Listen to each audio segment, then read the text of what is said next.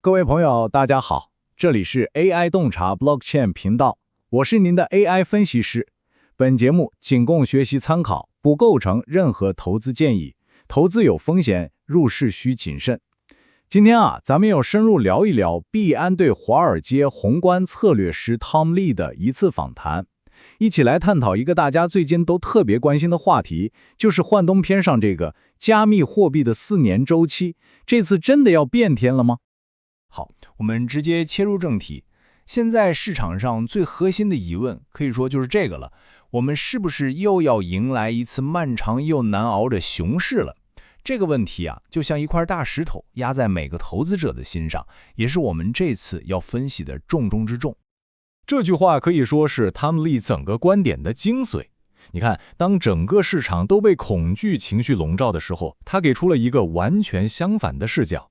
他提醒我们别总盯着价格的短期上下波动，就像他说的，有时候水面之下那些真正重要的基本面齿轮正在咔咔作响的运转，发生着根本性的变化，而这些价格还没来得及告诉你呢。那么话说回来，大家这种普遍的恐惧到底是从哪儿来的呢？就得提到那个所谓的4年魔咒了。咱们看这张图，就好像当前的市场情绪，感觉自己坐上了一趟不知道终点在哪儿的过山车，心里七上八下的。没错，就是这个。就像图里人们面对巨大的熊市阴影一样，很多人心里都在翻嘀咕。因为最近价格跌的确实有点狠，所以大家很自然的会担心，历史是不是又要重演了？他们会觉得，根据过去的剧本，一个可能持续1年或者甚至更久的下跌周期，恐怕已经拉开序幕了。说真的，这种担忧情绪在整个加密圈子里都传开了。但是 Tom Lee 偏偏不这么看，他有自己的一套分析工具箱，专门用来判断市场是不是真的到了那种周期性的大顶部。他特别关注2个宏观经济指标，就是这2个。根据 Tom Lee 的研究，他发现了一个非常有意思的规律。你看，在过去好几次比特币价格冲到最高点的时候，那个代表工业经济健康状况的铜金价格比和代表商业活力的 ISM 制造业指数几乎都是在同一时间达到了顶点。这就像2个同步的警报器，在历史上一直都非常准。那问题来了，既然过去的规律这么准，为什么这次他觉得历史不会简单的重复呢？关键就在于今年的赛场上来了一些全新的重量级的玩家，他们带来了根本性的改变。咱们来看这张图，这就是他眼中的2大游戏改变者。先看左边比特币，它不再是以前那个小众的数字玩具了，现在已经演变成一种机构级别的资产。这意味着什么呢？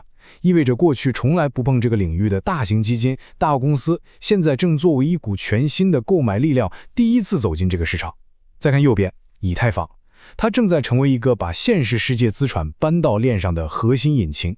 比如说，稳定币就是把美元代币化了，但这还只是个开始。你想想，像贝莱德这种金融巨头都在研究怎么把所有东西都代币化，这背后蕴藏的能量有多大？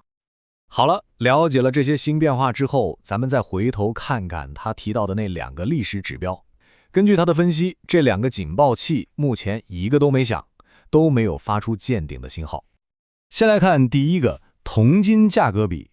目前的情况是它正处在一个低点，完全没有要冲顶的迹象。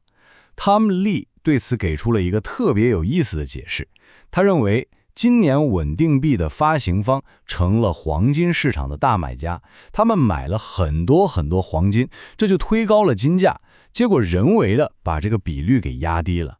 这就有意思了，就好像天平的一端突然被一个意想不到的新玩家加上了重重的砝码。接着我们看第2个指标 ISM 制造业指数，大家看这个数字，36个多月，是不是很惊人？这个指数已经连续超过36个月低于50这条荣枯线了，这在历史上是从来没有过的，持续时间最长的一次，说明整个商业活动一直都处于一种比较低迷的状态。这么一来就引出了一个非常关键的逻辑。你想既然代表实体经济的商业周期和工业周期都还没嗨起来，都还没到顶峰，那么作为他们风险偏好的一种体现，比特币的价格很有可能也还没到这一轮周期的最高点。这个逻辑是不是很清晰？所以，基于上面这一整套分析，Tom Lee 给出了他个人的一些前瞻性看法。这里需要特别强调一下，这只是他基于自己模型的观点，咱们是客观转述，不是做价格预测。他认为到明年1月底，市场可能会迎来一波强劲的复苏，到时候以太坊和比特币的价格都有可能达到一个新的高度。